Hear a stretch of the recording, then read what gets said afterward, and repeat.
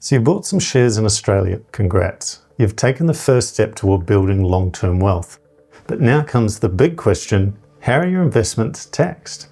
It's something every investor should learn early on. The good news, it's simpler than you might think. And once you understand how tax works, you can start making smarter decisions that could save you thousands over the years.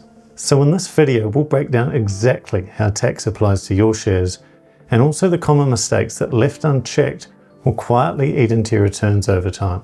First up, capital gains tax. This is the one that applies when you sell shares for more than you paid, and it's usually the biggest tax investors have to deal with. When you sell shares, the ATO doesn't tax the full sale price, they only look at the profit you made, the difference between what you bought the shares for and what you sold them for.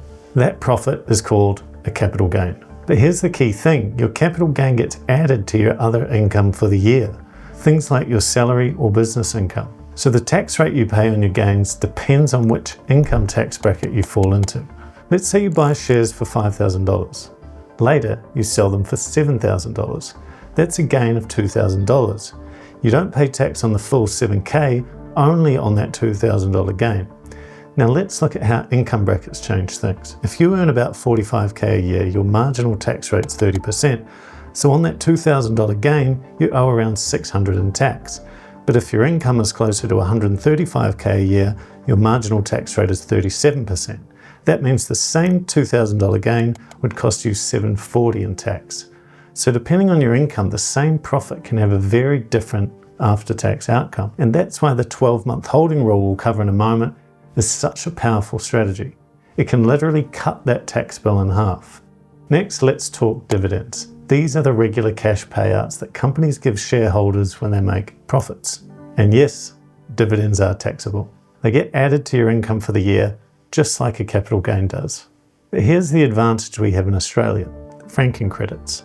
Franking credits are a tax credit attached to dividends that represent the tax the company has already paid on its profits. So instead of being taxed twice, once at the company level and once at the shareholder level, franking credits reduce your personal tax bill. Imagine you receive a dividend of $1,000, and along with it, the company attaches $300 in franking credits. That means the company has already paid tax on those profits before handing you your share. So instead of being taxed on the full $1,000, those credits offset part of your tax bill. And if your income is lower than the company's tax rate, you could even get some of that $300 refunded to you by the ATO.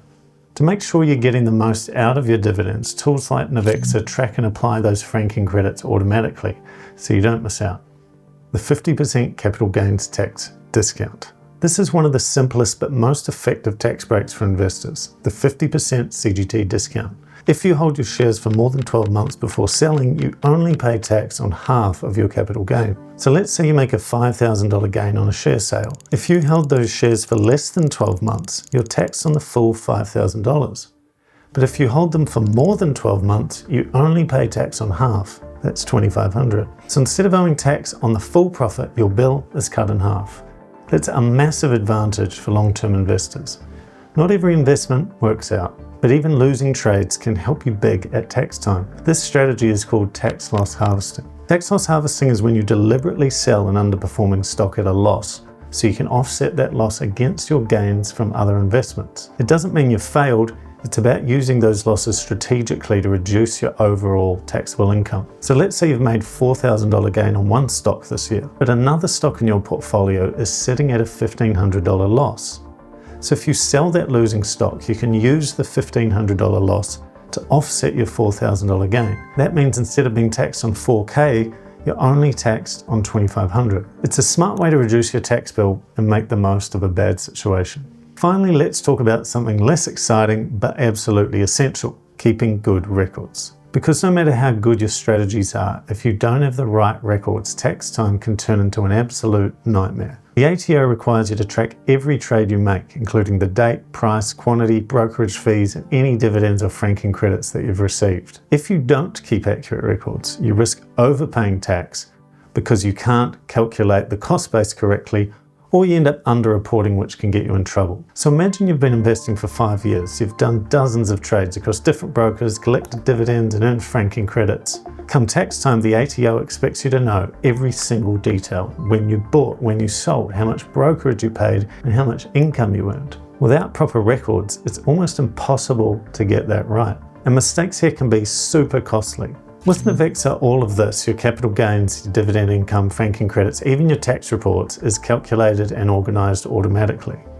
So instead of drowning in spreadsheets at tax time, you can invest with confidence knowing your portfolio's tax position is always clear. So that's the big picture of how your investments are taxed here in Australia. Capital gains, dividends, the 50% discount, tax loss harvesting and record keeping. And once you understand all these, you can avoid costly mistakes and make smarter choices that help grow your wealth faster. The important thing to remember is this: tax isn't just a cost, it's something you can actually plan for and manage. And with the right tools like Navexa, you don't have to spend hours in spreadsheets or risk missing out on credits and deductions. Check out our next video to keep learning how to grow your wealth the smart way.